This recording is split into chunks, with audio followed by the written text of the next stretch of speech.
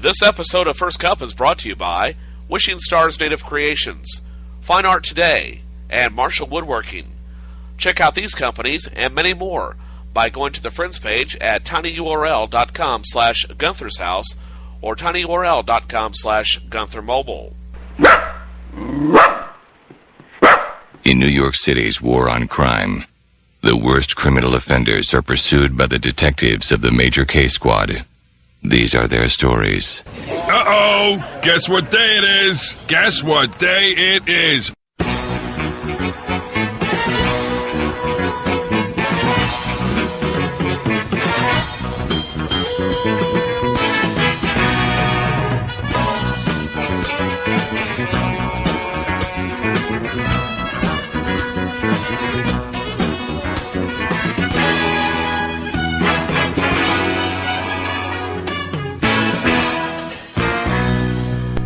Good morning, my friends. Have you heard about this in the news? An unnamed congressman, has called the security on the new healthcare website breathtakingly bad.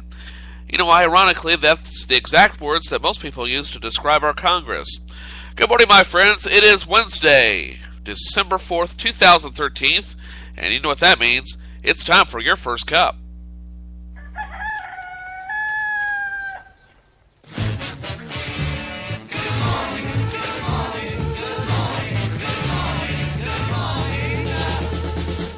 To do to save his life, call his wife in. Nothing to say, but what a day, how's your boy been? Nothing to do, it's up to you. I've got nothing to say, but it's okay. Good morning, good morning, good morning. Going to work, don't wanna go, feeling low down. Heading for home, you start to roam, then you're in town. Everybody knows there's nothing doing, everything is closed, it's like a ruin. Everyone you see is half asleep, and you're on your own, you're in the street. After a while you start to smile, now you feel cool. Then you decide to take a walk by the old school. Nothing has changed, it's still the same. I've got nothing to say, but it's okay. Good morning, good morning, good morning.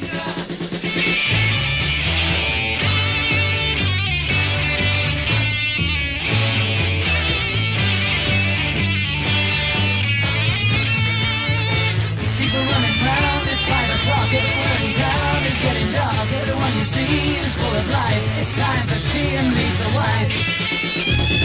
Somebody needs to know the time, glad that I'm here.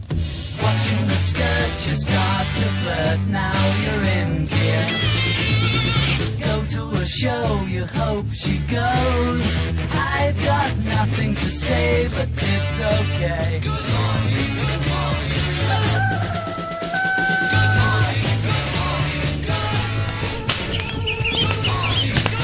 Hello, this is Robert Stack of Unsolved Mysteries, wishing you the best for a Merry Christmas, Happy New Year.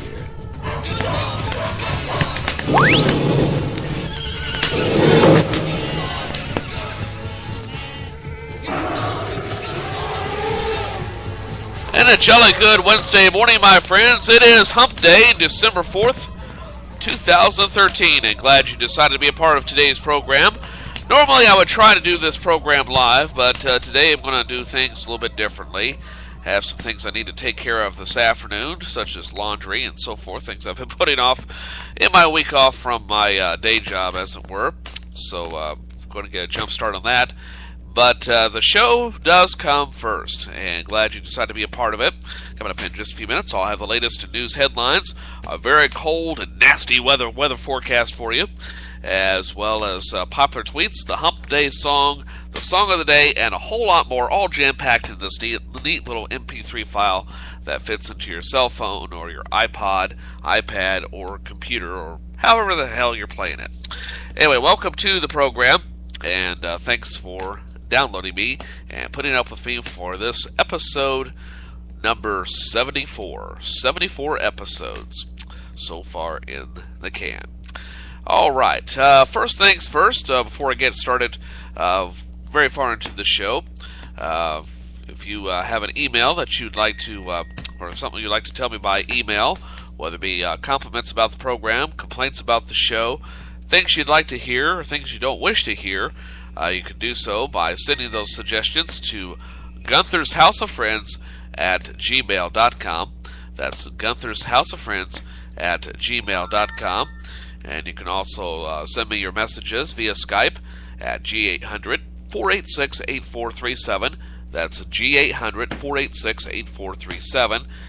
And then again, you can send your complaints, comments, suggestions about the show, song of the day request, as well as a song request for a New Year's Eve program, which is coming up 4 weeks from this very night right here on the Gunther's House of Friends podcasting network. All right. And speaking of other programs, episode number 4 of Joe's Retro Radio is this Sunday night at 6 o'clock Central Standard Time.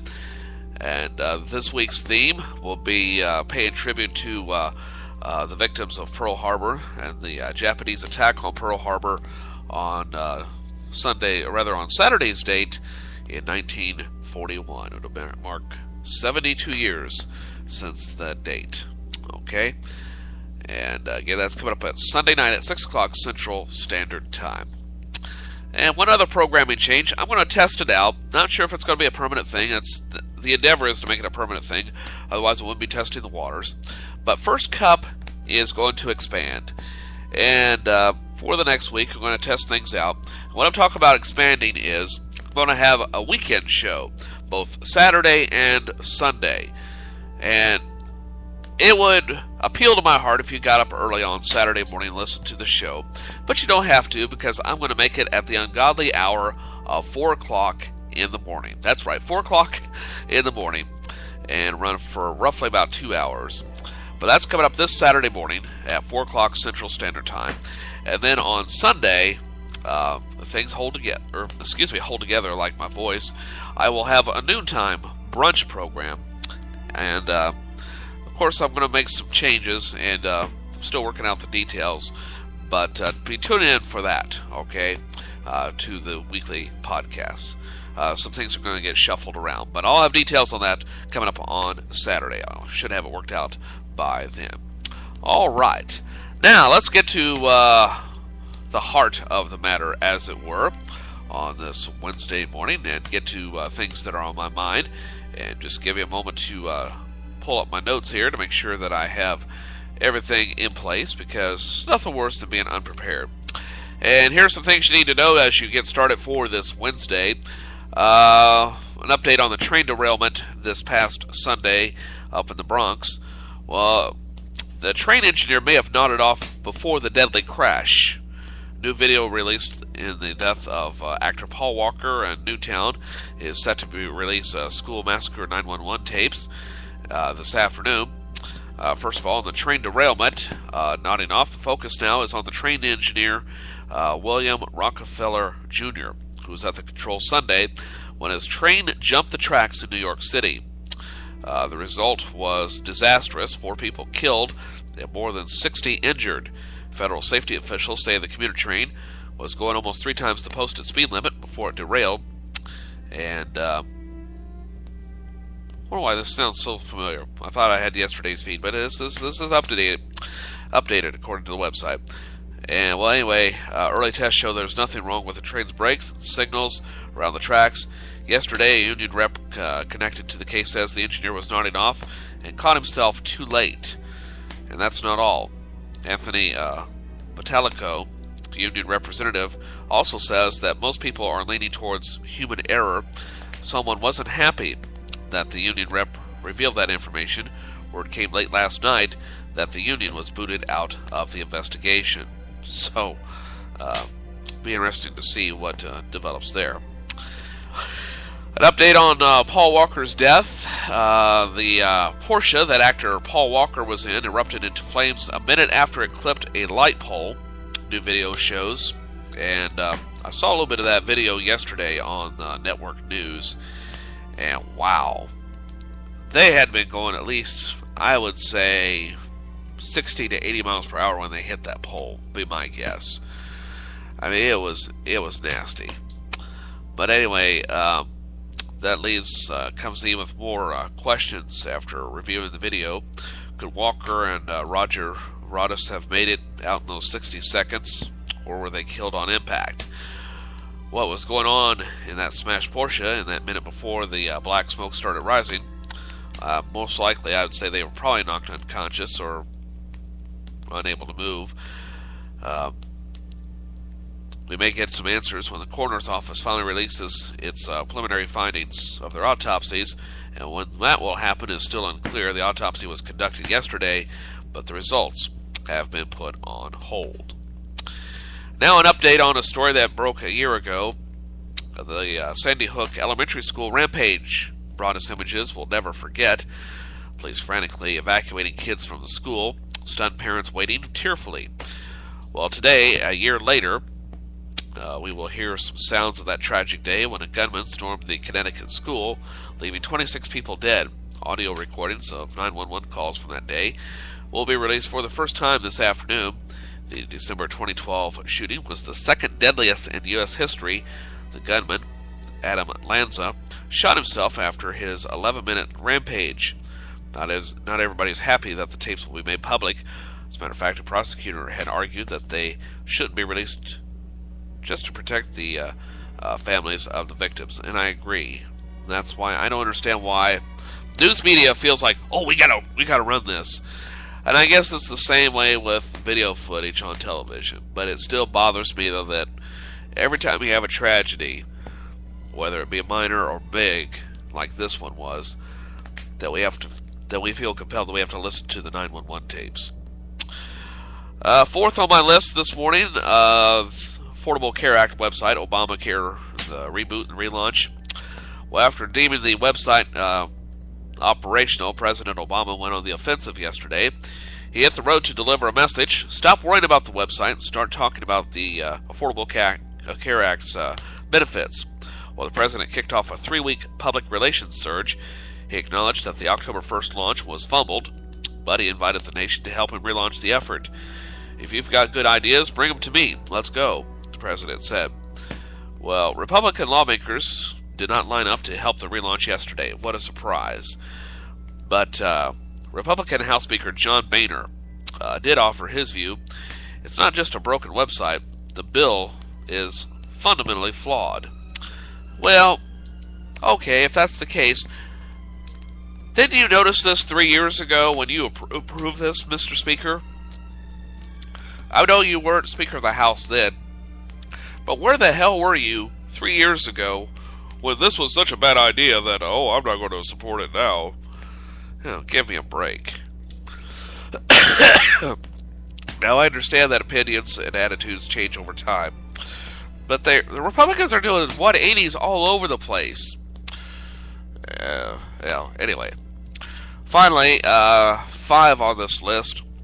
In hot water with all the headlines about this case, you'd think it was celebrity chef Nigella Lawson on trial, but she's not. It's 2 of her former assistants on trial in the United Kingdom. The 2 are accused of stealing some 685,000 pounds. That adds up to $1.1 million here in the States from Lawson and her husband. But as the trial drags on, it seems more is being said about Lawson, who, when she is not in court, can be seen on the ABC reality show The Taste.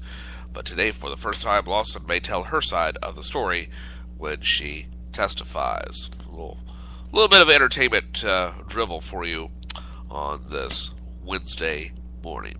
Okay. All right. Well, that takes care of that segment. A couple other things that are bothering me, and I meant to mention earlier in the week, and I didn't bring it up. The main thing is, local TV station KTVO on the newscast had a lot of promos that I've seen in the last few weeks. Now, some of these promos have been running for years, but lately they have been hitting hard, or at least a little bit harder, the idea of shopping locally, 3 for $50. You know, you shop three businesses, pay $50. You know, at all 3 places, not $50 per place, but on average you pay $50. So that would be what? Let me do some quick math here in my head. Okay. That'd be roughly about $16, a little over $16 per shop. Not that bad. Okay, I got no problem with you shopping locally. That's great. Help out your local merchants. I'm all for that. But what bugs me is that they keep pushing these promos, and I don't think their sales department is getting the message, or they're not able to sell. Because the local CBS affiliate here on Cable One and on local broadcasting is what's called KTVO CBS 3.2. Now, ABC has traditionally been the KTVO feed. That's their Channel 3 main feed. Okay. But whenever I watch the CBS side of KTVO, and a lot of times in the afternoon, watching KTVO ABC, all I see are network-based ads. For example, when I was watching the Mizzou game Saturday night, you have network sponsors, that are provided by the University of Missouri, whatever station they're using. And then you switch away to local stations for their local breaks. Now, when I worked at Cress, they had businesses from all over North Missouri and Central Missouri in local shops doing ads. KTVO, the only local ad that I saw, and it wasn't even locally produced, is Joe Monkins in Columbia. It's a car dealership. A string of car dealerships, for that matter. Now, I'm not knocking Joe Monkins. That's great that they're advertising, because they do have broad appeal in this part of the state. They have regional reach. But it bothers me, though, that KTVO keeps doing this, and their own sales department, for whatever reason, they are not selling local businesses. I mean, occasionally I'll see ads for in Blink of an Eye uptown, or Pancake City once in a while. But there aren't too many others. Gardner Collar Jewelry. But, it just bugs me, though, that their own sales department is not doing what their programming department is encouraging them to do. Now, I know it's hard to sell. Trust me, I've tried my hand at sales. I suck at it. Even though part of this show, part of what I'm doing here on the Gunther's House of Friends Network, is advertising. I'm constantly advertising. I'm advertising my political beliefs. I'm advertising, more importantly, the businesses that are helping sponsoring this show, such as Wishing Stars Native Creations, Marshall Woodworking, and Fine Art Today with Maria Sewer. But, we need to get more local businesses. Yet, ironically, some of these local businesses, not all of them, but some of their merchandise comes from bigger stores. But that's an argument for another day. But anyway, I just wanted to pass that along because that has been bugging the hell out of me for a little while. Well, let's see. Anything else on my mind? I spent a lot of time last night editing audio and getting some stuff, fresh material into the system, because I do believe in, trying to keep the content here fresh. But I think that pretty well takes care of what's on my mind. I did watch NCIS last night, even though it was a rerun. I had not seen this episode before, and it was a really good show about putting aside old differences with old friends. Although television makes it look easy, there are some differences with some old friends I'd like to put aside, but there are just some things you can't cross. But nevertheless, it was good to see Billy D. Williams in a television role last night, and not being typecast pushing malt liquor or playing Lando Calrissian. But well, anyway, enough of my ramblings. We got a show to get on with here. So it's business to take care of, and coming up next will be things you need to know as you head to your respective water coolers, okay? So stick around, my friends. More of First Cup is on the way right after this quick break. So let me turn this up, and away we go.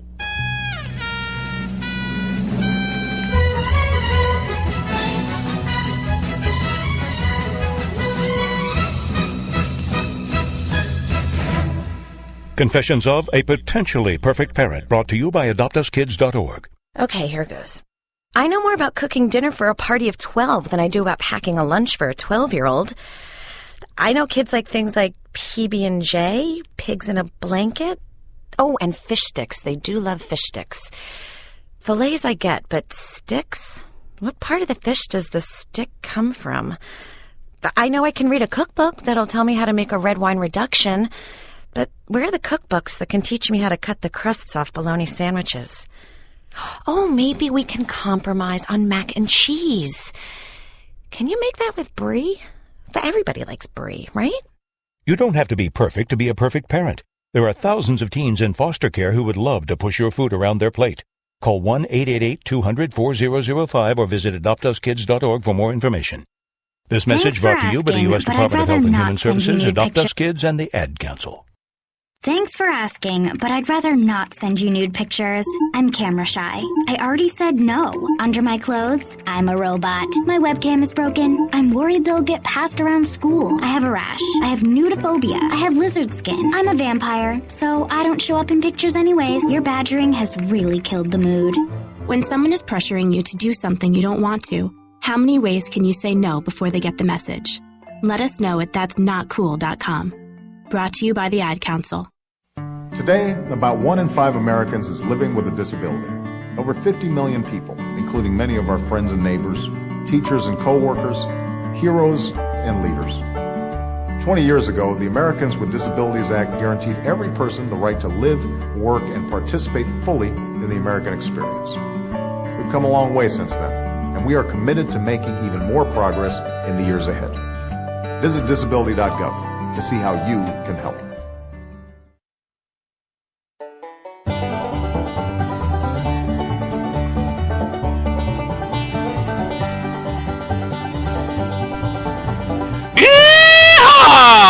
We's a picking and a grinning on First Cup with Joe Hafner. Welcome back to Studio 4 on this Wednesday morning, the 4th day of December, 2013. I have never done that on radio before. Felt pretty good, actually. Anyway, what do I have for you? Things you need to know. So let me find the appropriate music for that part of the program, and we'll get that taken care of coming up in just a moment. Alright, let's see. That's done. That's done. Alright. Let me pull up my notes here. Yeah, it would be rude to cut the song off and only have 20 seconds left in it anyway, so it's just as well. Oh, bring it on home. Okay. Alright, tap that. Tap that. And, okay, it is in there. So, things you need to know on this Wednesday. So, without further delay, and is this the right one? Let's see, that is, there we go. Okay, here we go.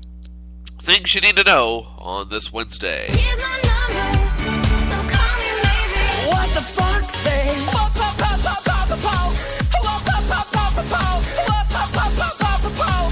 Why didn't I get your mass text? I'm in your contacts. Why didn't I get your mass text? I'm in your contacts. And here are some things you need to know on this Wednesday, the 4th day of December, 2013. According to a new study, this is a news attack this morning, according to a new study at the University of Pennsylvania, the brains of men and women are wired completely differently. Duh. Nevertheless, neither one can remember where they parked the car. Pope may be sneaking out at night to help the poor. It seems that the Pope is ducking out of the Vatican at night, dressed as a priest to minister to Rome's homeless and hand out money. The rumor got buzzing when an archbishop, whose job it is to do just that, said in an interview, quote, "When I say to him, I'm going out into the city this evening, there's the constant risk that he'll come with me," unquote. Well, pressed on whether Francis had actually done so, the archbishop smiled and said, "Next question." Billy Joel plans Madison Square Garden residency. Yeah, Billy Joel will perform once a month at Madison Square Garden as long as the fans will have him. The Grammy Award-winning icon announced yesterday that he'll perform a residency at the famed New York City venue every month for as long as New Yorkers demand. He's set to perform sold-out shows on January 27th, February 3rd, March 21st, and April 28th. He'll also perform on his 65th birthday, which is May 9th. Tickets go on sale this Saturday. And finally, Han Solo's Star Wars gun is up for auction. Possibly the most exciting science fiction weapon ever sold is up for auction. And if you have at least $200,000, it could be yours. Harrison Ford's Han Solo DL-44 blaster from Star Wars, The Empire Strikes Back, and Return of the Jedi is available for sale. The auction website says the blaster is exactly in its original filming condition and therefore exhibits wear from use, but retains all of the original details. The weapon comes with a letter of authenticity from a noted Star Wars collector. So all you Star Wars geeks out there, yours truly included. And if you happen to have $200,000 that you'd like to throw away, well, this is your opportunity. All right. Today is St. Barbara's Day. Traditionally, if a young girl places a twig from a cherry tree in a glass of water on this date, and it blooms by Christmas Eve, she is certain to follow, or rather to marry the following year. What a weird tradition. Santa's List Day. Today is a day to make sure that your children have prepared their list for Santa. This ensures that St. Nick has time to make the gifts before his annual visit. Okay. And what else we have for you on this portion of the program that I like to call things you need to know, things that are trending. And just a moment here, let me pull up my notes and make sure I have the data that I need. And today is the 338th day of the year. There are 27 days left in 2013. And some of the highlights on this date in history. I'll have more details on today in history coming up in just a few moments.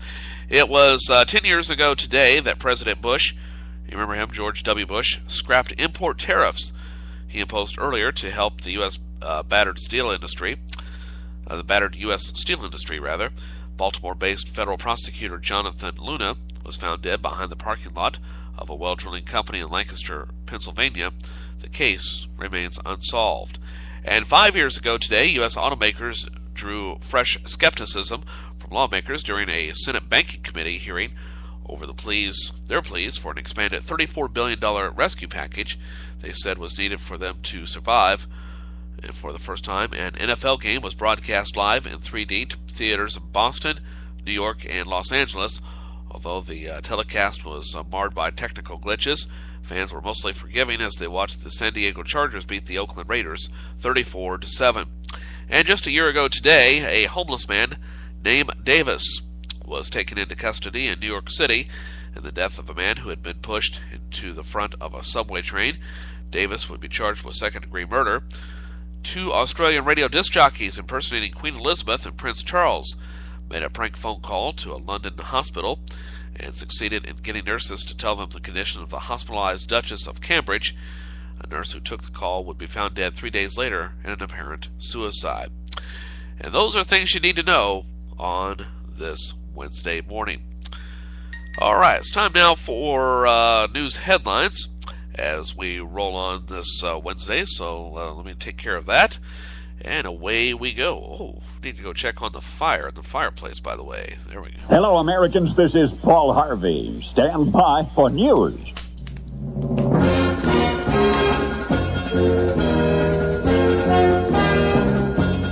And take a look at the latest news headlines today. Federal judge gives Detroit permission to declare bankruptcy. Federal Judge Stephen Rhodes approved a plan that will, among other things, allow Detroit to reduce their pensions, something they and municipal workers all over America once thought would never happen. Rhodes agreed that bankruptcy is the only way out for a city that can no longer serve its people or pay off its debts. The city's debts are estimated at $18 billion. Kevin Orr was appointed by the governor as Detroit's emergency manager, and it will be his job to come up with a financial plan to get Detroit out of bankruptcy and back on its feet. A blast of Arctic air sent temperatures plunging as much as 40 degrees below normal yesterday across the western half of the nation. Soon after storms affected roadways in the Rockies and threatened citrus crops in California.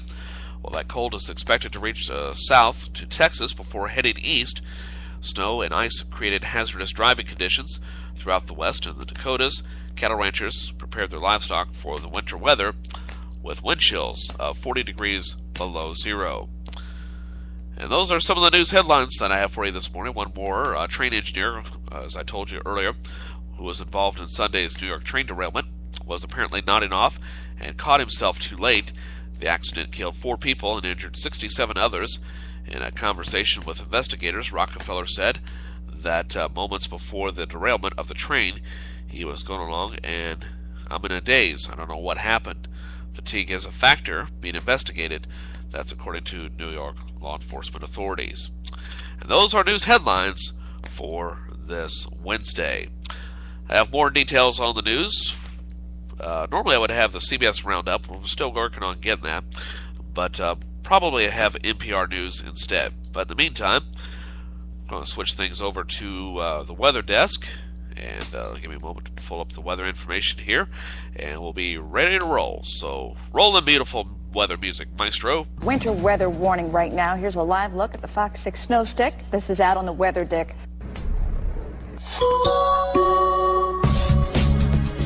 And a reminder, you can always get the nationwide weather forecast 24/7 by going to the hot link at tinyurl.com/Gunther's house or /Gunther Mobile. And it just occurred to me I forgot some of the things to follow. I'll have details on that later. Anyway, assuming I remember. A little bit of scatterbrained this morning. Winter storm Cleon is about to shift to the south, starting out west. Snow will continue to fly through the Rockies and the plains of Montana, east Wyoming, and east Colorado this Wednesday. Heaviest snow in and around the mountains of Colorado. Accumulations of 4 to 12 inches in the Colorado Rockies, with 1 to 3 inches expected elsewhere. Snow winds down this evening.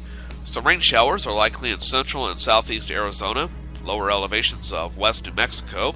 Arctic air continues to plunge south across the region through the end of this week.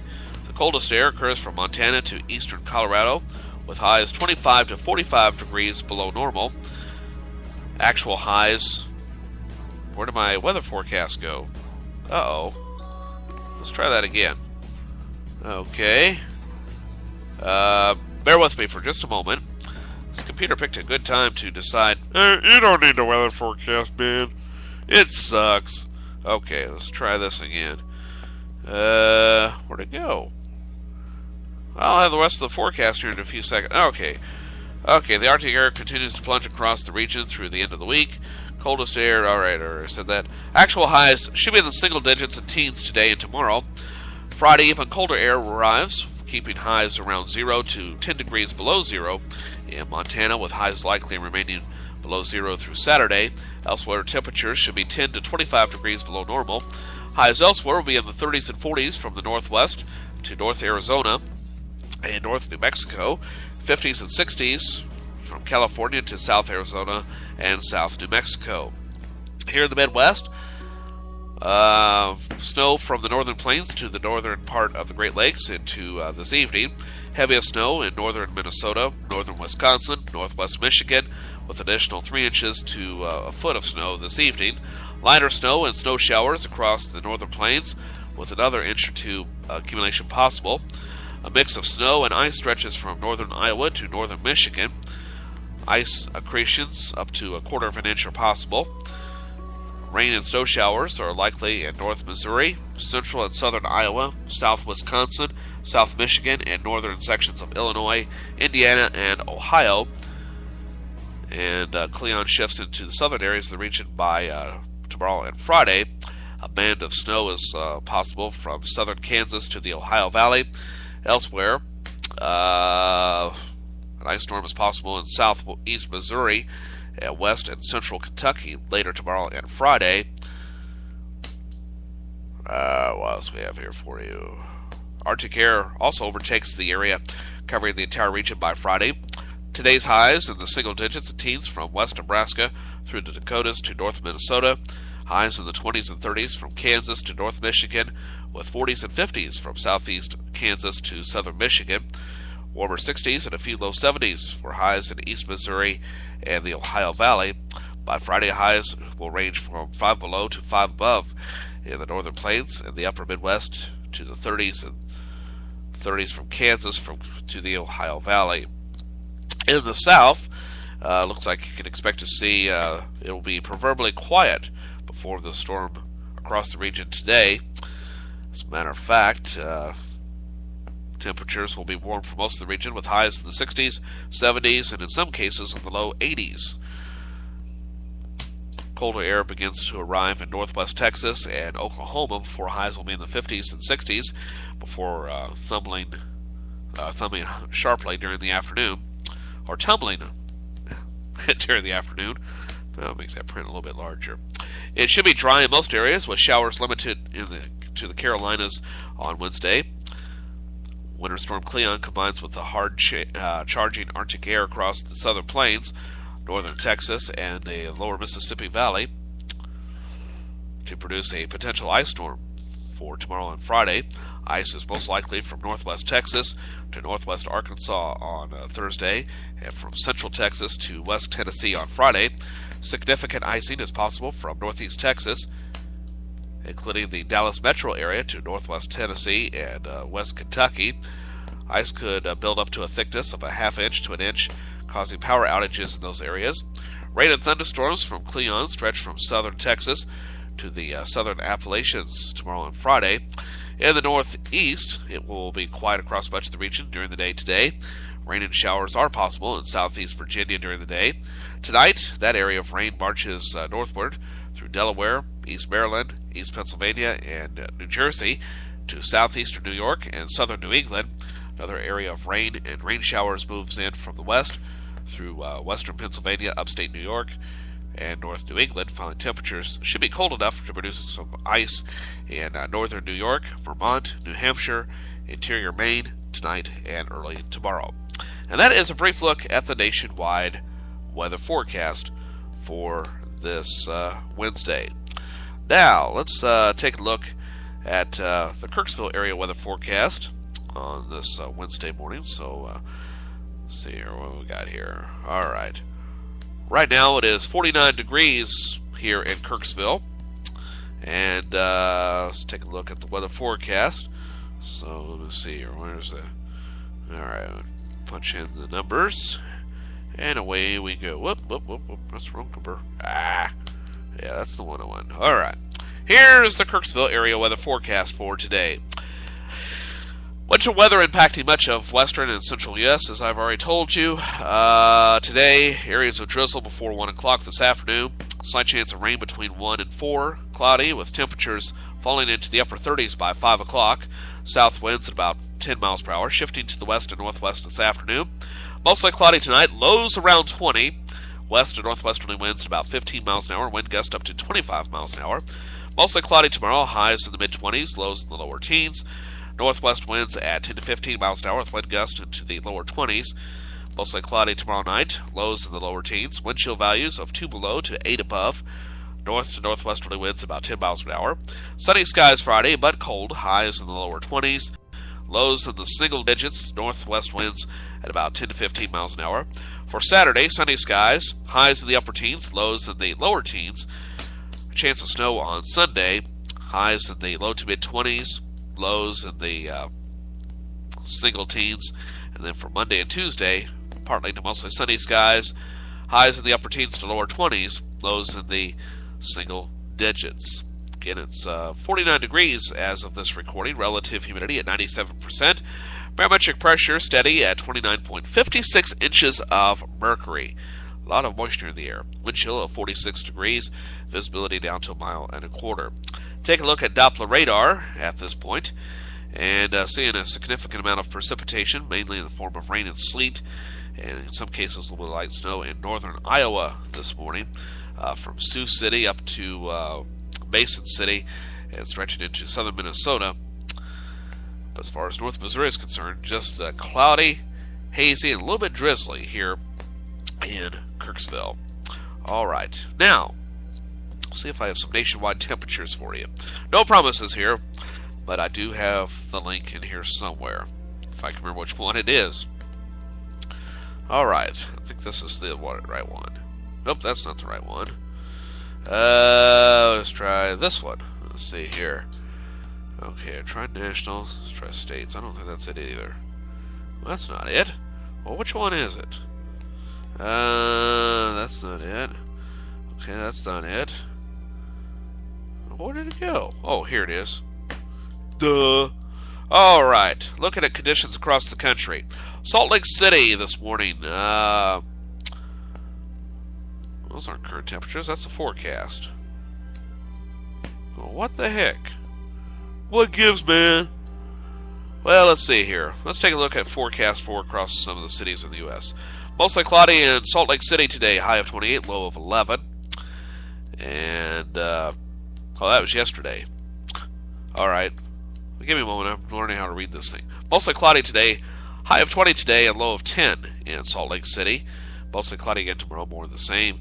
Elsewhere, snow in Sioux Falls with a high of 18, low of 2 above today. Ugh. And let's see here. Washington, D.C. Cloudy today. Highs in the low 50s, lows in the upper 40s to low 50s. Abilene reporting mostly cloudy skies in the forecast. Highs in the mid to upper 70s, lows in the mid 30s. And then Casper, Wyoming. You ready for this one? Snow, 2 above, 16 below. That's the forecast for today. So what else got here? Macon, Georgia. Cloudy skies today. Highs in the low 70s, lows in the upper 50s. Phoenix, Arizona. 63 for a high today, a low of 45 under mostly cloudy skies. Elsewhere, let's try Detroit.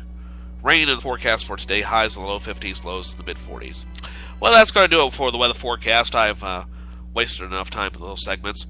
Coming up next on this edition of First Cup, what do you say we take care of the Composer's Datebook and the Writer's Almanac right after that? So stick around. More of the show is on the way.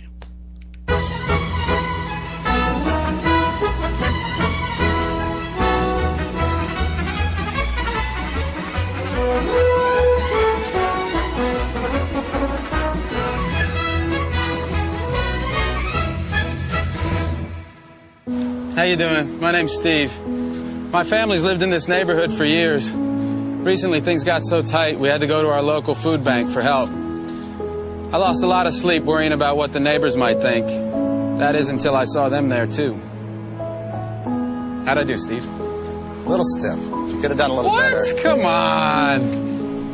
You know, I have an Academy Award. Yeah, but not for playing me. It's Hunger Action Month, so click share below to pass along this video and play your role in ending hunger.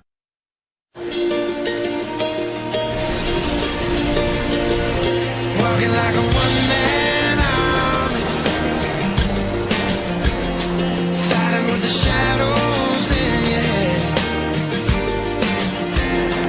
living out the same old moment,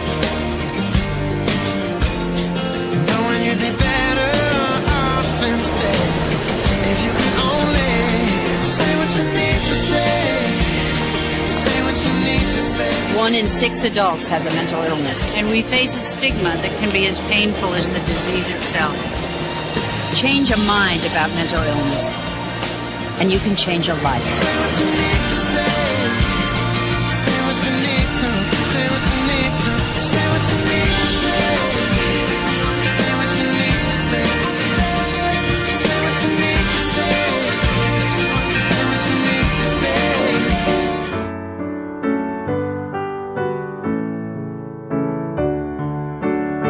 And here is the Writer's Almanac for Wednesday, the 4th of December, 2013.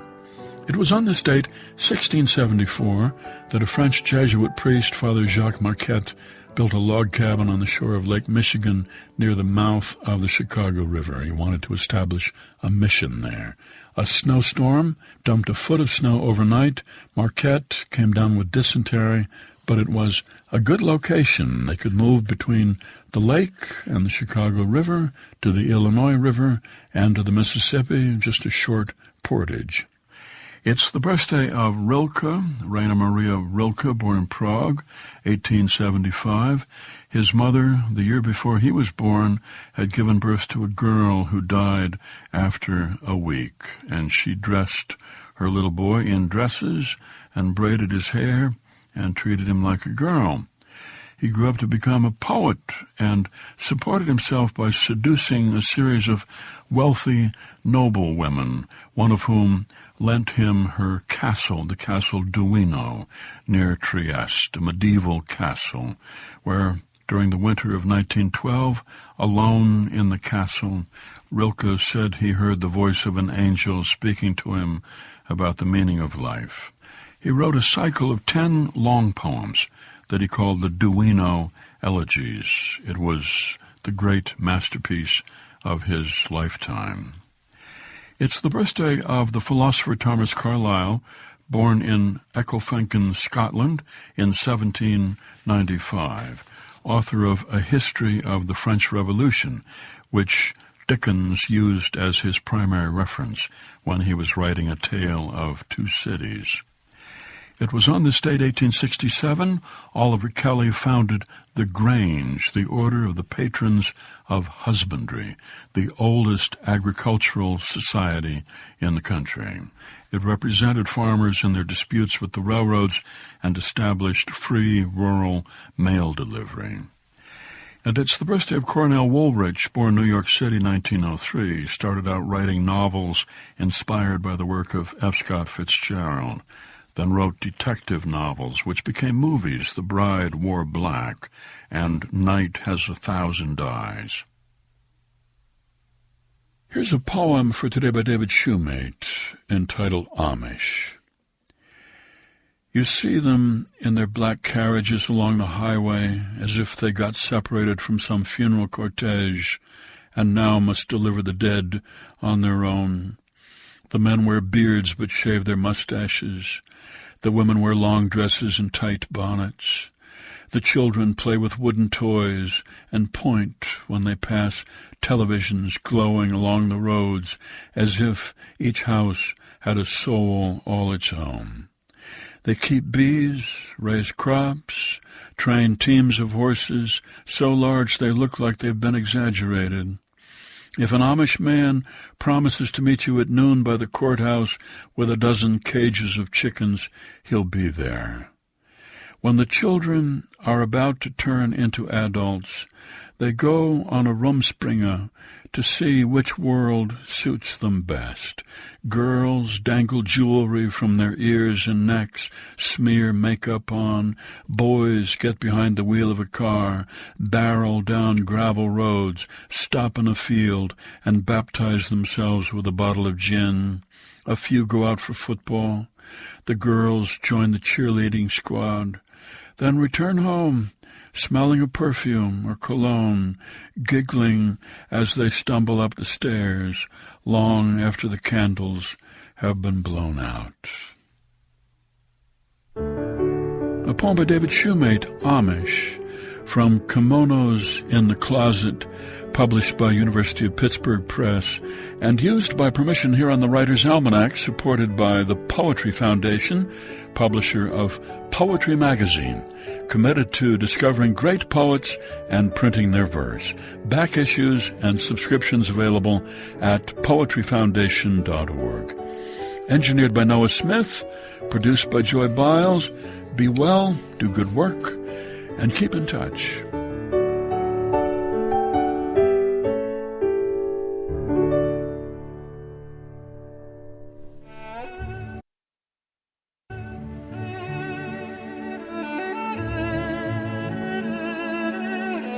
This is the Composer's Datebook for December 4th. I'm John Zeck.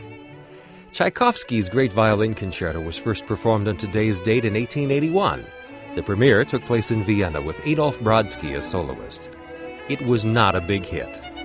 The next day, the conservative Viennese critic, Edward Hanslick, wrote, "The violin is no longer played. It is tugged about, torn, beaten black and blue." According to Hanslick, the concerto's finale, quote, transports us to the brutal and wretched jollity of a Russian festival. We see gross and savage faces, hear crude curses, and smell the booze. Tchaikovsky's concerto confronts us for the first time with the hideous idea that there may be musical compositions whose stink one can hear. Tchaikovsky's score survived the bad review, but a more recent American work suffered a far unkinder cut. The original film score for the 1968 blockbuster movie 2001: A Space Odyssey was written by Alex North, who was born in Chester, Pennsylvania on today's date in 1910.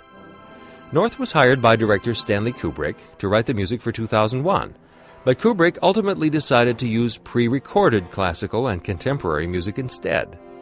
When North attended the New York premiere of 2001, he was devastated that not 1 minute of the music he had written was included in the final edit.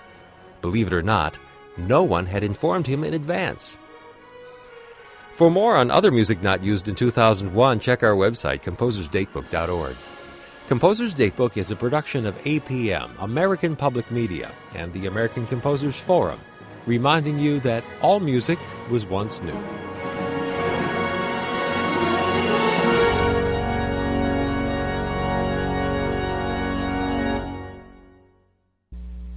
This episode of First Cup is brought to you by Wishing Stars Native Creations, Fine Art Today, and Marshall Woodworking. Check out these companies and many more by going to the Friends page at tinyurl.com/Gunther's House or tinyurl.com/Gunther Mobile.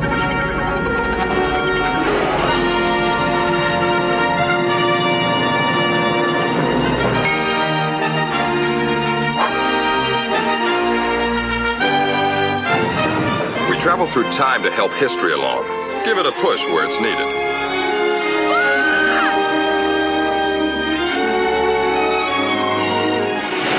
When the Omni's red, it means history's wrong. Our job's to get everything back on track.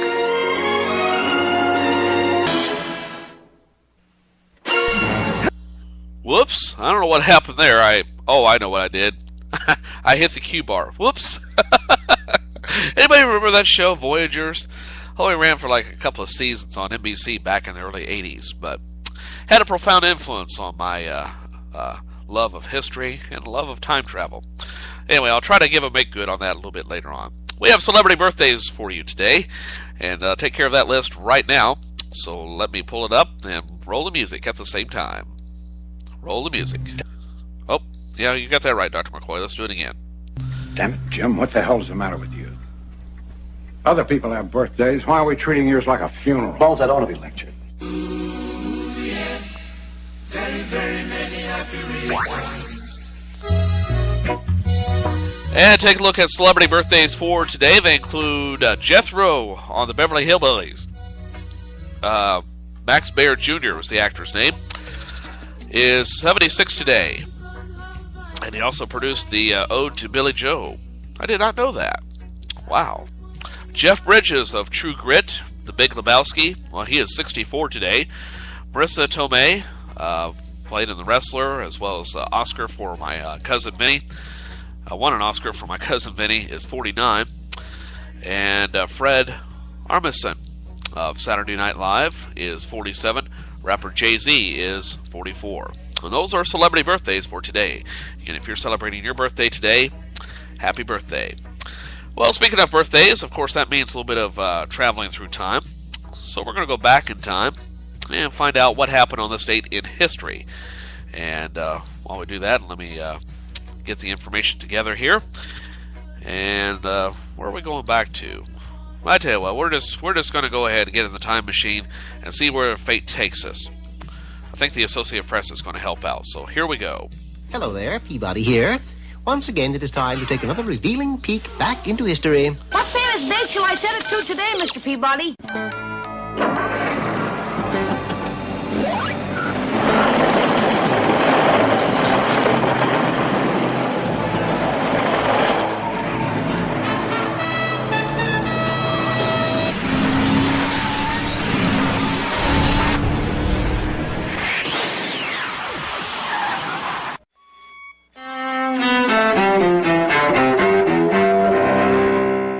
Today in history for December 4th. On December 4th, 1991, freedom at last for Terry Anderson, the Associated Press correspondent held hostage in Lebanon. Anderson is released after nearly 7 years in captivity, held longer in Lebanon than any other Western hostage.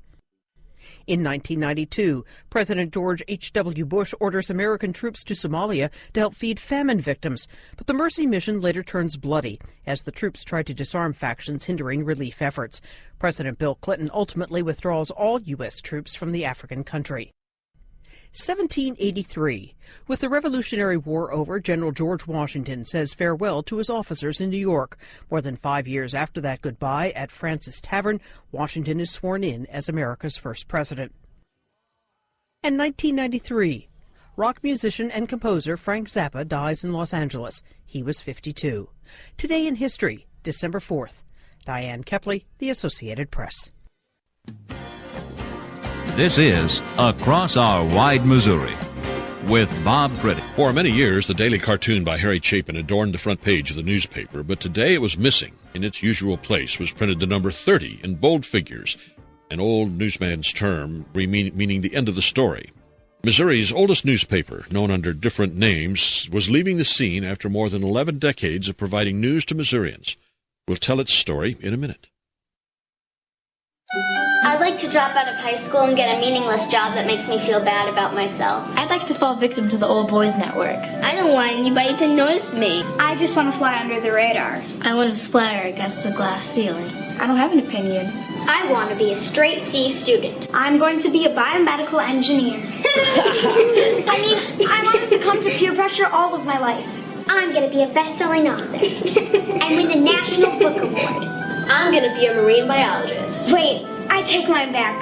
I'm going to be a biomedical engineer.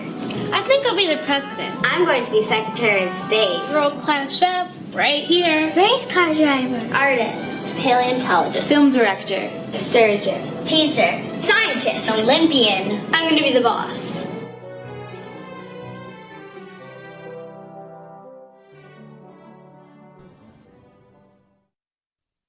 In 1808, Joseph Charles published a prospectus reading, "It is self-evident that in every country where the ray of the press is not clouded by despotic power, that the people have arrived at the highest grade of civilization. There science holds her head erect and bids her sons to call into action those talents which lie in the good soil inviting cultivation.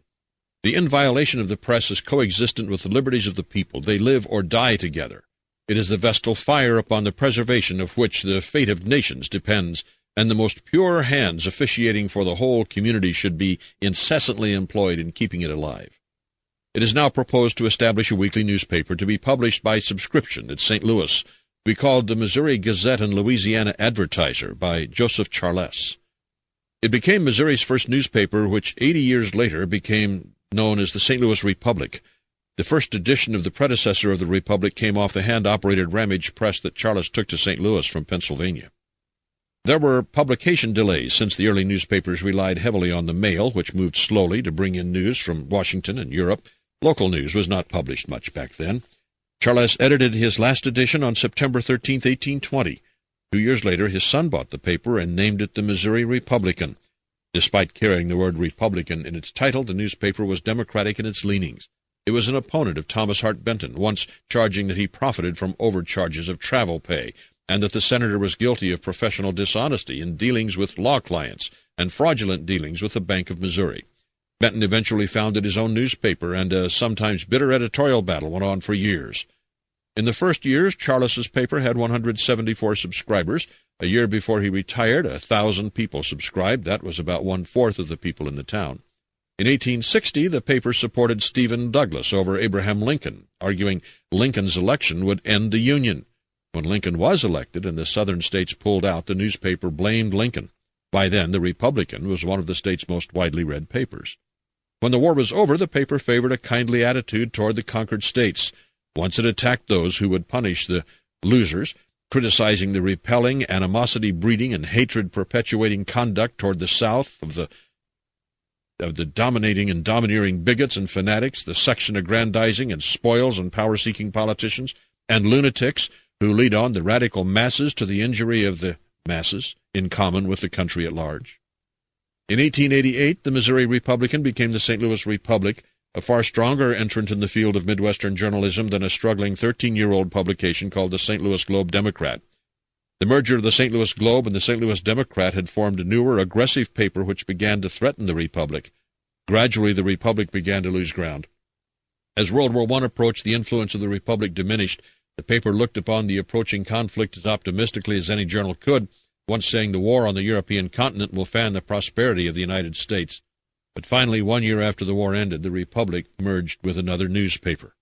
It was the Globe Democrat, taking over and continuing the lineup of Missouri's oldest newspaper until it too died in 1986.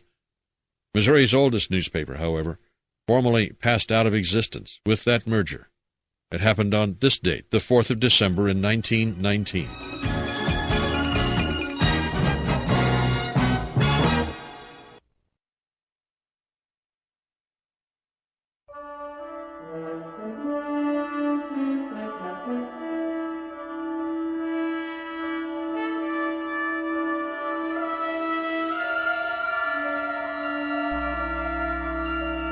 Welcome back to Studio 4 on this Wednesday morning, the 4th day of December.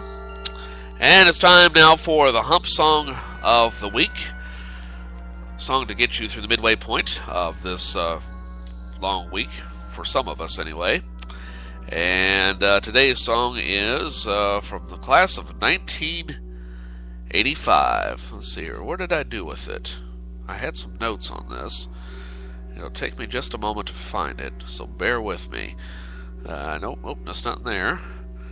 I know I archived it. Oh, I think I know where it's at. I ought to know where it's at. There we go. Yes, We Don't Need Another Hero from Tina Turner. It is the hit theme song from the 1985 film Mad Max Beyond Thunderdome with Mel Gibson and Tina Turner. The single was recorded by Ms. Turner, who played Auntie Entity in the movie. The song was written by Terry Britton and Graham Lyle. We Don't Need Another Hero was released on the heels of Turner's multi-platinum album, Private Dancer. The song's lyrical content is written from the perspective of those being oppressed and not wanting to get their hopes up in yet another hero who may or may not have saved them. The song was released in an extended 6-minute plus 12-inch version on the soundtrack album. A year later, in 1986, the song received a Golden Globe nomination for Best Original Song and a Grammy nomination for the Best Female Pop Vocal Performance. Now, the song was written and produced by the same people behind Turner's Private Dancer album. Turner was backed by a choral group from King's House School in Richmond, London. One of the choir members who appeared on the record, Lawrence Daglio, became famous in a totally different field as a rugby union star and captain of the England national team. But without further delay, from the year 1985, here is Tina Turner, and We Don't Need Another Hero, this week's Hump Day song.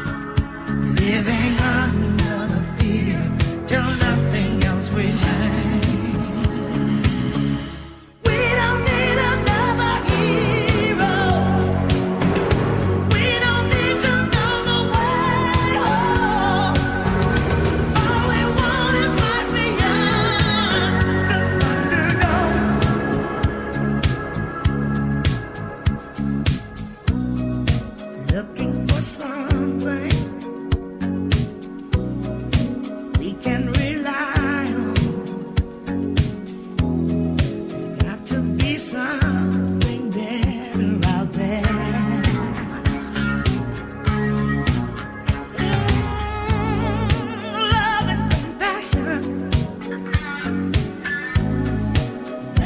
is coming. All else are castles built in the air. And I wonder when we are ever gonna change. Living under the fear till nothing else remains. All the children say we don't need another hero.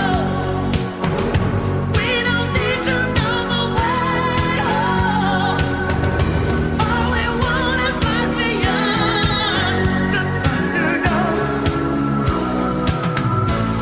So what do we do in our lives? We leave only a mark. Will our story shine like a light? Or in this the dark? Is it all or nothing? We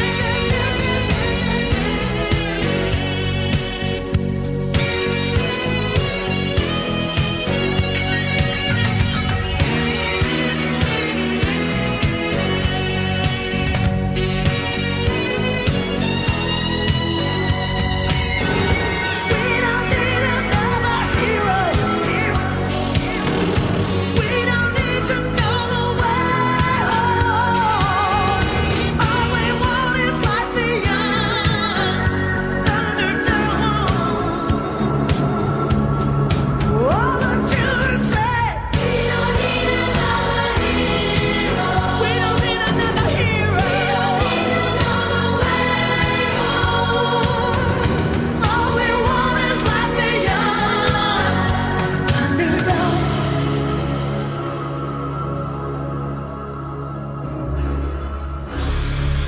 Tina Turner, and We Don't Need Another Hero from the year 1985, today's hump song of the day.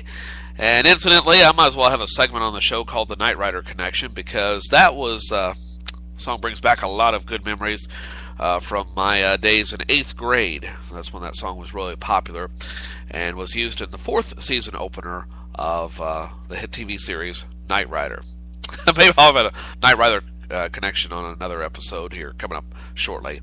Tomorrow's show is still in limbo. Not sure I'm going to have a show tomorrow yet. Most likely it'll be a canned show, and then I'll be back on live Friday with a live edition of First Cup starting at about 11:30 Central Standard Time. But anyway, I'll have more details on that later on. It sounds like I'm doing the sign-off right now. I'm not. I'm just giving the server time to upload CBS Radio News, which I hope to have for you in about 7 to 11 minutes from now. Okay? Shouldn't take too long to buffer. But in the meantime, I have market information for you. Some big banks get a $2.3 billion slap in Europe over rate rigging. Marketplace Morning Report is produced in association with the University of Southern California. From APM in New York, I'm Lizzie O'Leary, in for David Brancaccio, with the global perspective on business and economics. A half dozen big banks like Deutsche Bank and JP Morgan have been hit with a record $2.3 billion fine from the European Commission. That's for colluding to rig two benchmark lending rates that set the price of money between banks, something they were supposed to compete on. Chris Morris is the BBC's Europe correspondent and joins me from Brussels. Welcome to the show. Thank you very much. These fines seem like a fair amount of money. Is this a surprise? It's the largest antitrust fine that the European Commission has ever imposed in a case of this kind. Why have they done that? Well, because of the scale of the offence. They have ruled that this group of banks, some of the biggest and best-known banks in the world, essentially colluded to form an illegal cartel to profit from derivatives linked to rigged interest rates. The competition commissioner here in Brussels said the most shocking aspect of this was not just the fact that this was going on, but banks that were supposed to be competing with each other were actively colluding to the disadvantage of companies who rely on these interest rates every day. If you're a consumer, what kind of an impact would this have on you? I guess the indirect impact is that if you're dealing with a company that was relying on those interest rates to do their business, then if those companies are getting rates which are not as good as they could have been, then presumably those companies are going to put up prices of some of the products and services which you want to buy. So these things do trickle down through the economy. It can sound like it's a million miles away from concerns you have at your own dinner table, but these things do trickle down, and that's why the banks realise now, I guess, that they've been caught out and they have to be held to account. The BBC's Chris Morris joining me from Brussels. Thank you so much. Thanks. Nice to talk to you. Now let's do the numbers. The FT 100 in London is down 0.2%. Stock futures in the U.S. are up, and Japan's Nikkei had a rough day, falling more than 2% on a stronger yen. We're going to talk now about Social Security, not on the big macro national debate level, but on the personal finance one. Like, when should you start taking it? Alan Sloan is a senior editor-at-large for Fortune magazine, and he wrote about this as part of Fortune's annual investor guide. Good morning, Alan. Good morning, Lizzie. So when do you think one ought to take Social Security benefits? Well, there's a really short answer, and it depends. And what does it depend on?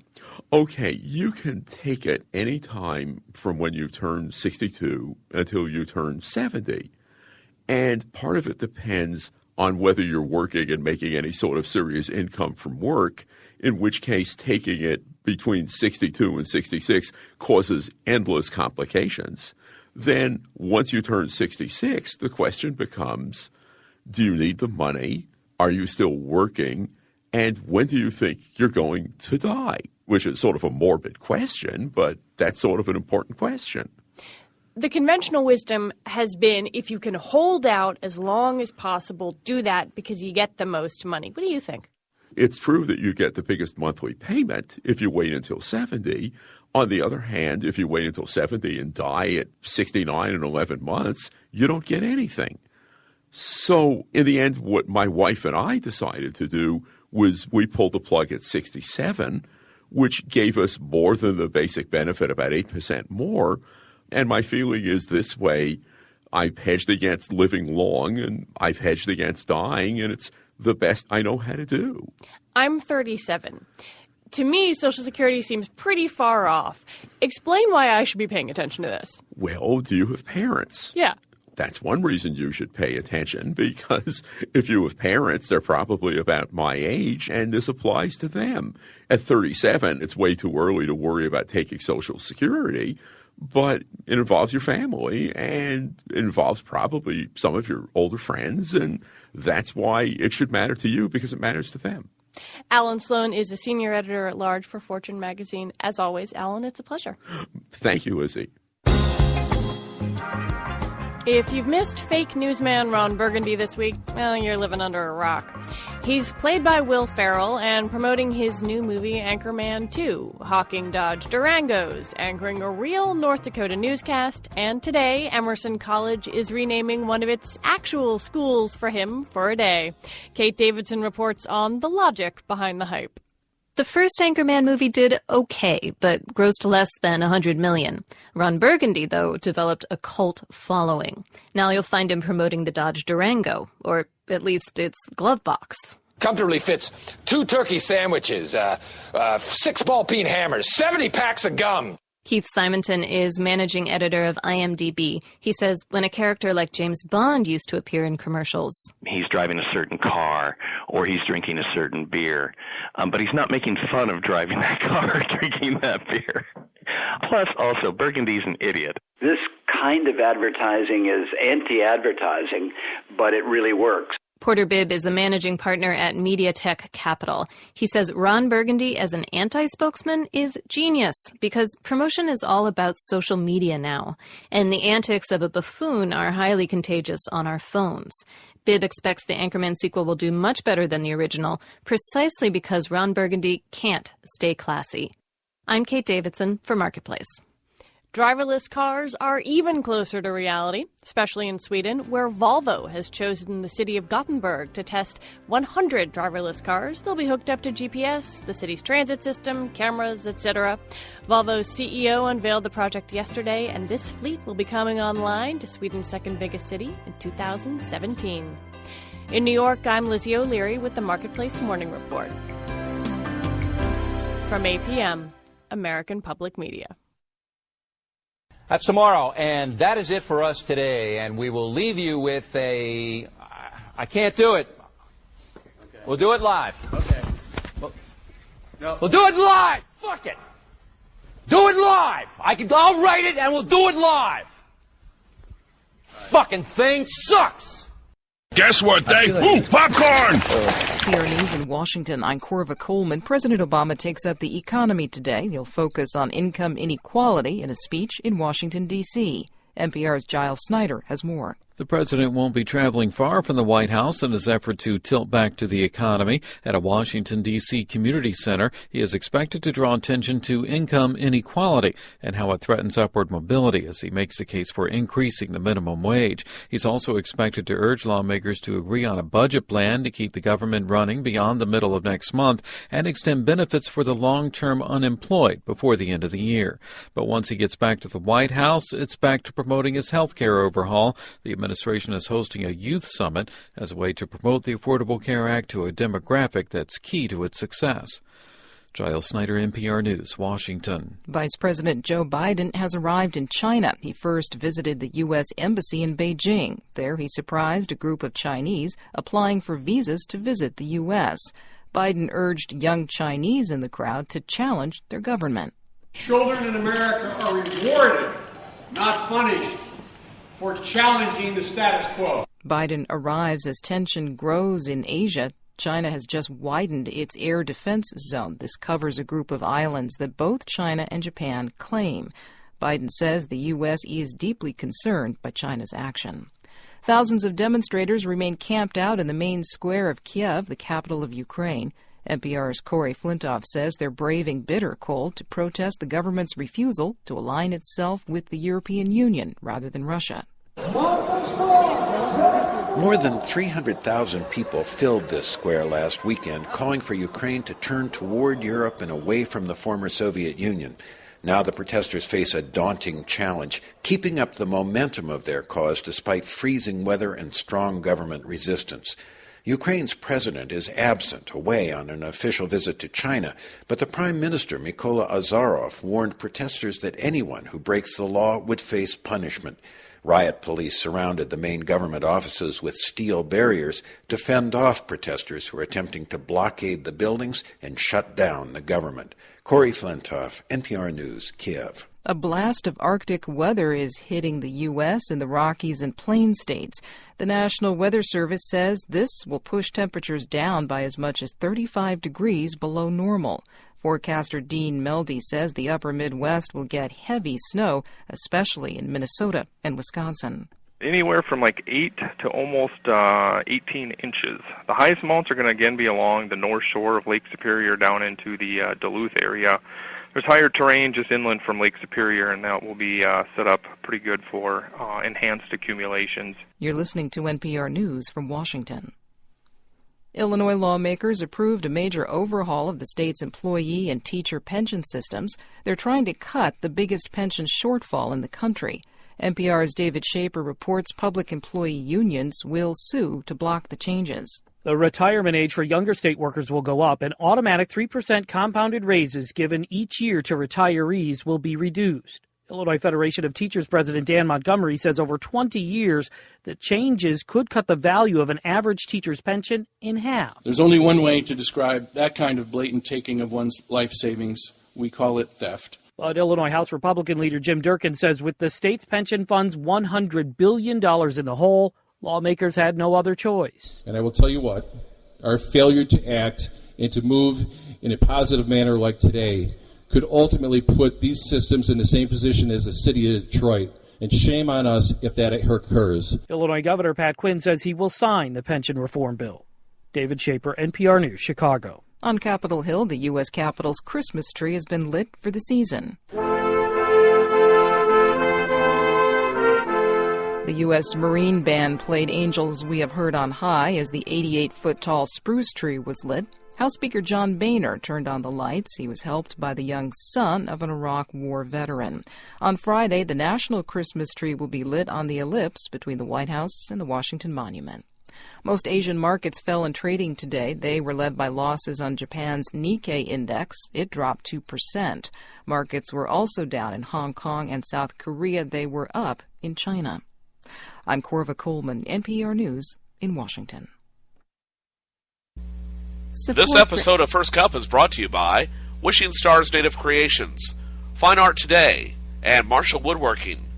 Check out these companies and many more by going to the Friends page at tinyurl.com/Gunther's House or tinyurl.com/Gunther Mobile.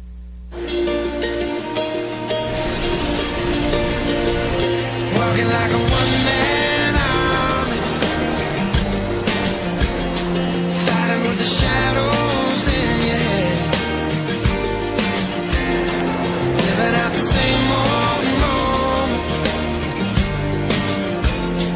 knowing you'd be better off instead. If you could only say what you need to say what you need to say. 1 in 6 adults has a mental illness. And we face a stigma that can be as painful as the disease itself. Change a mind about mental illness, and you can change a life. Say what you need to say. Say what you need to. Say what you need to. Say what you need to say. Say what you need to say. Say what you need to say. Say what you need to say.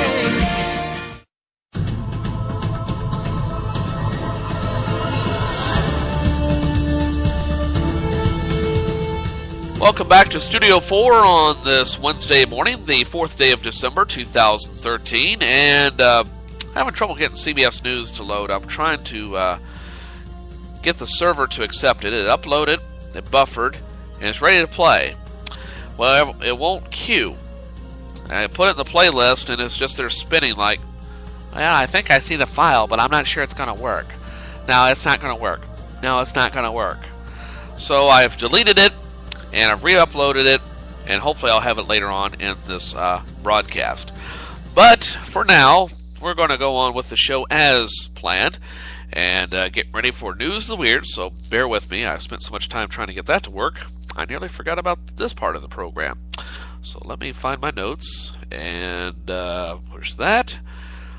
And News of the Weird time. Cue the music, maestro. Whoop, whoop, whoop. Here we go.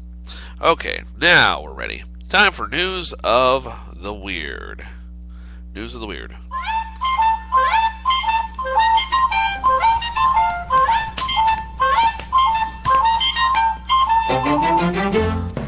And in News of the Weird for this Wednesday, of course I told you a little bit about this earlier in the program, Pope Francis told parishioners in a church near Rome that he was in college. That when he was in college, he worked as a bouncer to earn money. Oh, I didn't tell you about this. Well, his other jobs before entering the priesthood included sweeping floors and running chemical lab tests. The Pope also celebrated Mass at the church, telling parishioners that it was his work in the 60s, teaching literature and psychology in Catholic high schools in Argentina, that taught him how to get people back into the church. So the Pope was a bouncer. Well, that explains how he's able to get out at night and help people get money. Well, with that being said, it's time for popular tweets of the day. So here we go with that. And you can always follow me on Twitter. Hello, computer. Just use the keyboard. The keyboard? How quaint.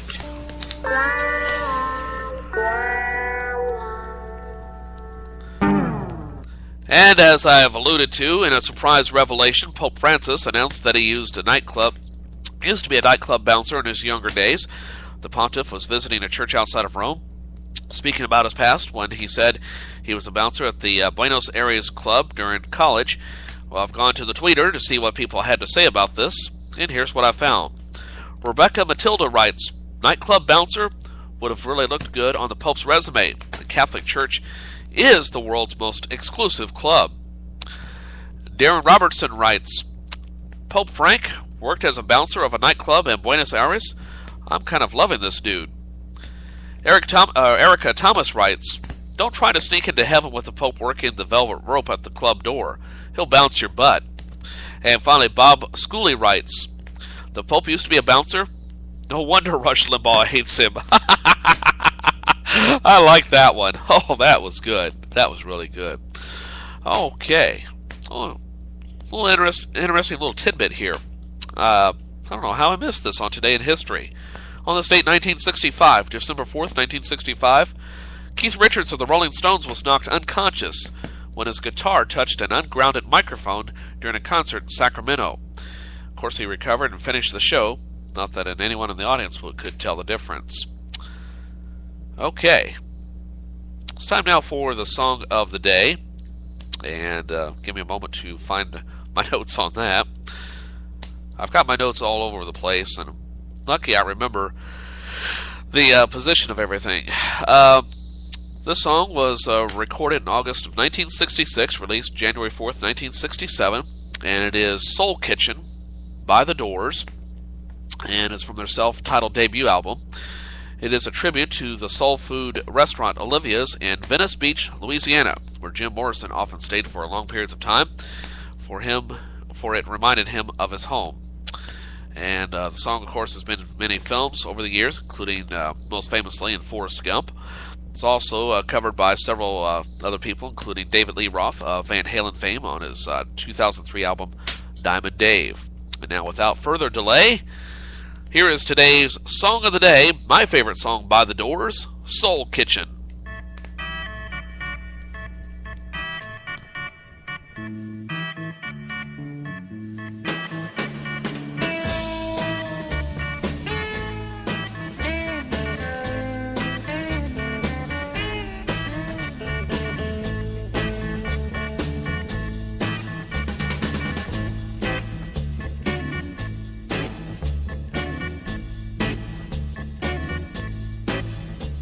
The clock says it's time to close now. I guess I better go now. I really like to stay here all night. The cars crawl past all stuffed with eyes. Lights share their hollow glow. Your brain seems bruised with numb surprise. Still one place to go. Still one place to go. Let me sleep all night in your soul kitchen. Warm my mind with your gentle snow. Turn me out in a wonder, baby. Stumbling in the neon.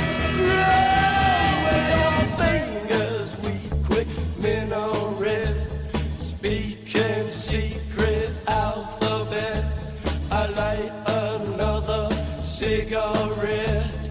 Learn to forget. Learn to forget. Learn to forget. Learn to forget. Let me sleep all night in your soul kitchen. Warm my mind with your gentle snow. Turn me out in a wonder, baby. Stumbling in the neon glow.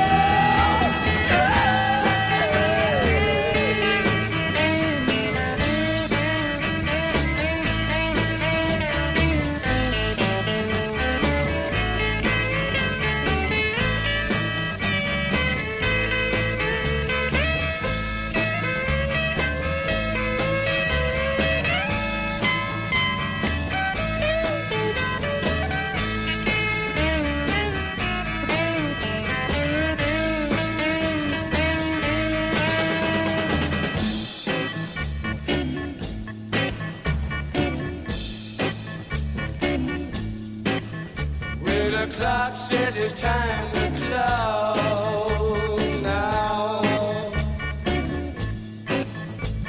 I know I have to go now. I really wanna stay here all night. All night. All night. Yes, of course. He should be fired immediately. Snow and cold wallop the West. We're talking about 20 to 40 degree below normal high temperatures. Train engineer in a daze. He zoned and he caught himself, but he caught himself too late. What's become of silent films? Only a quarter of them remain. Good morning. I'm Steve Kathan with the CBS World News Roundup. A wintry blast is gripping much of the western half of the country. Weather warnings are up for 10 states for snow and bitter cold.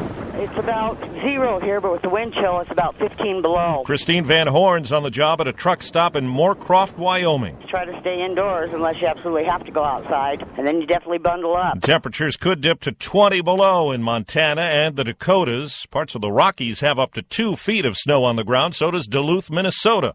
Reporter Nina Moyney of WCCO-TV is outside Minneapolis. Police are urging drivers to stay off the roads if they can. Visibility will be reduced to less than a mile in some places, and the combination of strong winds and heavy snow could result in downed trees and power outages. Forecaster Eric Fisher says a lot of people will be digging out. Highest totals likely here in western Colorado, 12 to 18 generally in the valleys, with the highest peaks could see up to 3 feet of total snow out of this. Also around Minneapolis and reaching into northern parts of Wisconsin, could see 6 to 12 inches with another piece of energy moving through there. And the deep cold stretches into the Golden State. The big concern for citrus farmers in California's Central Valley begins tonight. Right now we're anticipating 2 full days of worry. Joel Nelson is president of California Citrus Mutual. He says everyone is watching the temperatures. If we get down below 25 for any significant duration, you can anticipate some damage. In 2007, freezing weather destroyed 50% of the citrus crop. Steve Futterman, CBS News, Los Angeles. The focus is on the engineer as more details emerge about the deadly commuter train derailment in New York. The train was going nearly triple the speed limit, and there's no sign of any brake trouble.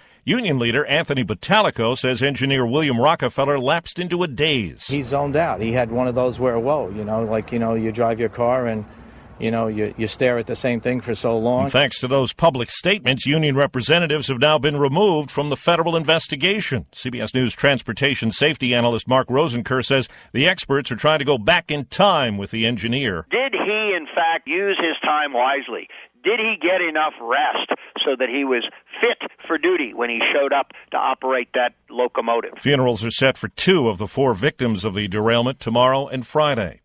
If the arguments yesterday were any indication, the Supreme Court appears unwilling to help frequent flyers who take action when airlines revoke their miles. A decision is expected next year in the case brought by a Minnesota rabbi against Northwest Airlines. The High Court today considers a case that tests the military's ability to stop anti-war protests. CBS's Barry Bagnato is in Washington. It's the first Wednesday of the month, a day you'll normally find Dennis Oppel outside Vandenberg Air Force Base in California. For years, he has participated in monthly anti-war protests there. Today, he's making an exception to come here to view the Supreme Court's argument in a free speech case he initiated. Commanders barred him from a designated protest area on the Pacific Coast Highway after he threw blood at a base sign. The government says security concerns justify that. The land under the road is actually part of the base. But Oppel argues free speech rights are violated when the military bars peaceful protests in places accessible to the public. Barry Bagnato, CBS News, Washington. Ahead today, Connecticut officials released 911 tapes from the Newtown school massacre last December, and there's a court hearing in Danvers, Massachusetts for the 14-year-old student accused of raping and murdering his math teacher.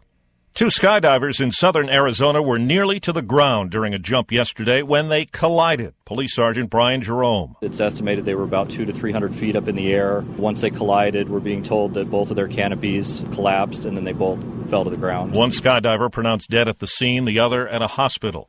In Los Angeles, autopsy findings are due today on the deaths of Fast and Furious actor Paul Walker and a friend. They were killed in a car crash over the weekend.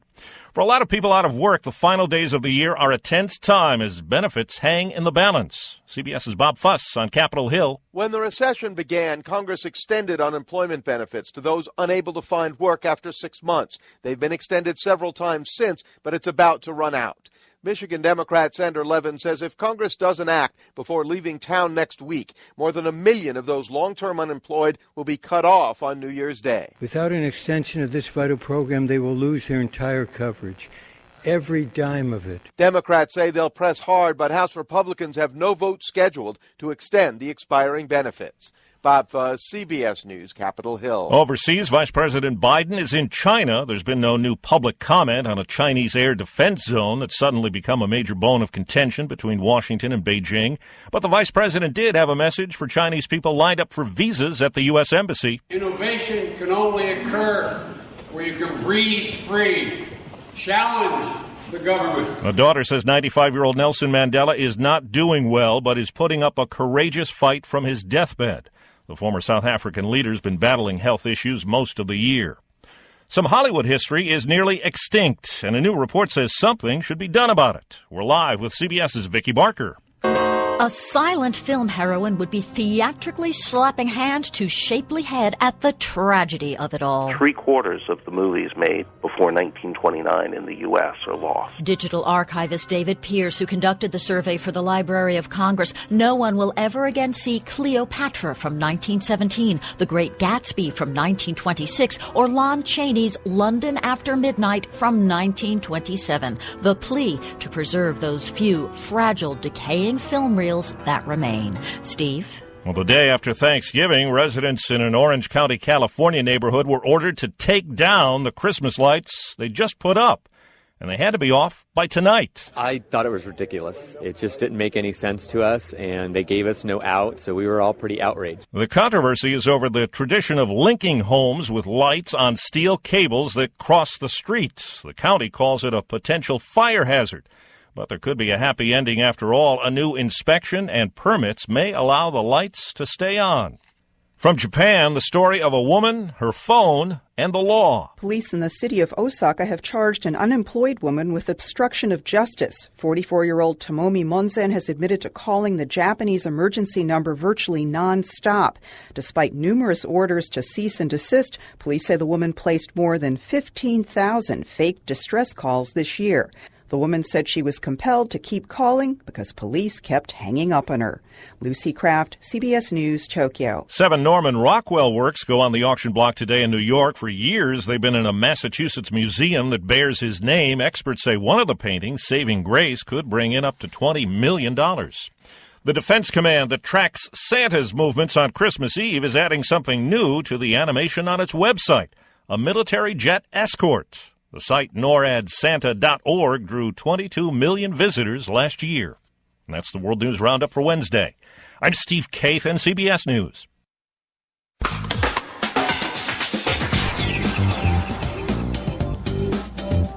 And welcome back to Studio 4 as we slowly do the sign-off on this show. And here's a brief look at what's come up on the television tonight. By the way, in case you didn't know, all the times mentioned are Eastern Standard. Mob City series premiere tonight at 9 o'clock on TNT. Kirstie series premiere at 10 on TV Land. And Holiday Primetime TV, it's The Night They Saved Christmas. That's at 7 o'clock on the Hallmark Channel.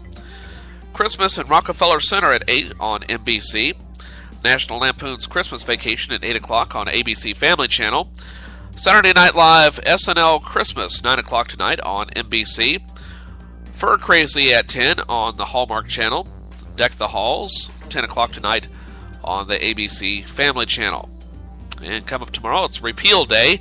That's commemorating the repeal of the 18th Amendment and passing of the 21st Amendment, which allowed Americans to once again buy, sell, and consume alcoholic beverages. Legally, of course. And tomorrow's the final day of Hanukkah 2013. It concludes at nightfall tomorrow. All right, well, that's going to do it for the show for today. Thank you for downloading this program, and I hope to be back tomorrow. Definitely be back on Friday morning at 11:30 Central Standard Time. So I hope to make plans to tune in at that point. I want to thank my sponsors, which includes Wishing Stars Native Creations, along with Marshall Woodworking, as well as Maria Sewer with Fine Art Today. Check out them and many more sponsors and their websites on the Friends page of my website at tinyurl.com/Gunther's House or tinyurl.com/GuntherMobile on your smartphone device or tablet computer. Email me at Gunther'sHouseOfFriends@gmail.com. Call me at G800-486-8437.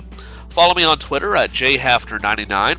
Also, you can friend me on Facebook by going to the hot link again on tinyurl.com/Gunther's House or /Gunther Mobile. Listen to previous episodes of the show by downloading the Stitcher app, available on the opening page of my website, or going to Stitcher.com. Also available on Spreaker.com. Spreaker.com be heard. Get the app there, as well as on iTunes. Get Miro, getmiro.com off of Miro, and on the Windows Media Store. The Windows Store, just look up a podcast and download it to your Windows-based phone. Okay. And that's going to do it for today. It feels like there's something else I was going to say, but I always have that feeling with a broadcast. That's why I keep going. All right. But I will leave you with these words of wisdom. Are you ready? Remember, friends, no one ever said life was going to be easy, but then nothing worthwhile ever is. Try and do the right thing. Be kind to one another. After all, we're in this ride of life together. I'll catch you on the flip-flop. See you later. Live long and prosper.